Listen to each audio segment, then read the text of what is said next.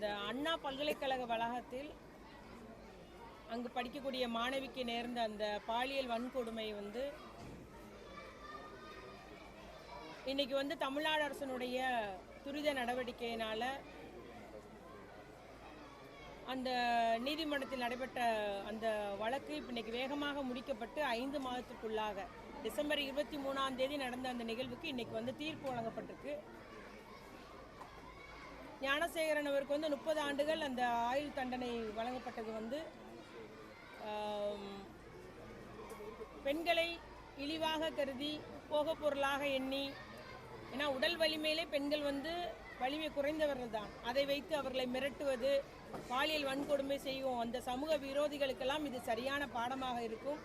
நம்முடைய மாண்பு முதலமைச்சர் அவர்கள் கூறியது போல வேகமாக நடவடிக்கை எடுக்க வேண்டும், இந்த வழக்கு விரைந்து நடவடிக்கை எடுத்து அந்த குற்றவாளிக்கு தண்டனை வாங்கி கொடுக்க வேண்டும் என்று கூறியது போல இன்னைக்கு சரியான தண்டனையை தமிழ்நாடு அரசு, அது நம்முடைய தமிழ்நாடு அரசினுடைய காவல்துறை, நம்முடைய மாண்பு முதலமைச்சருடைய உத்தரவுப்படி விரைவாக இன்னைக்கு நீதிமன்ற தீர்ப்பு பெறப்பட்டுள்ளது.